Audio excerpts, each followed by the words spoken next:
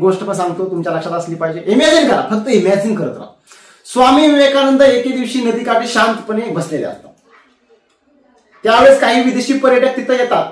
त्यांच्या घातलेल्या वस्त्रावरून त्यांना हसतात, थट्टा करतात आणि बोलतात, बघा हे संन्यासी स्वतः मात्र भीक मागतात आणि इतरांना उपदेश देतात.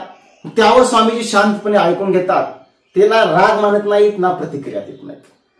मग त्यावेळेस त्या ठिकाणी एक विदेशी पर्यटक येते. इमॅजिन करा, येते आणि स्वामीजींना म्हणते, बाबा तुम्ही त्यांनी बोललेला अपमान का सहन करताय, तुम्ही प्रत्युत्तर का देत नाहीत.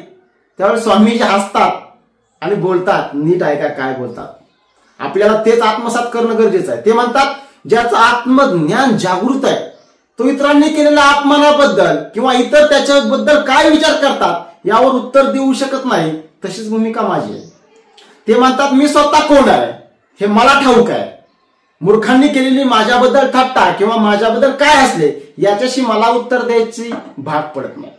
म्हणून तुम्हाला सांगतो, तुम्ही स्वतः कोण आहेत हे तुम्हाला माहित असलं पाहिजे. हा पट्ट्या काय करू शकतो, तुम्हाला कोणीही नाव ठेवू द्या, काही करू द्या, पण एका रिझल्ट लिस्ट मध्ये, सिलेक्शन लिस्ट मध्ये तुमचं आलेलं नाव हे त्याला चांगलं उत्तर असेल हे मला तेवढंच कळतं. बरोबर का?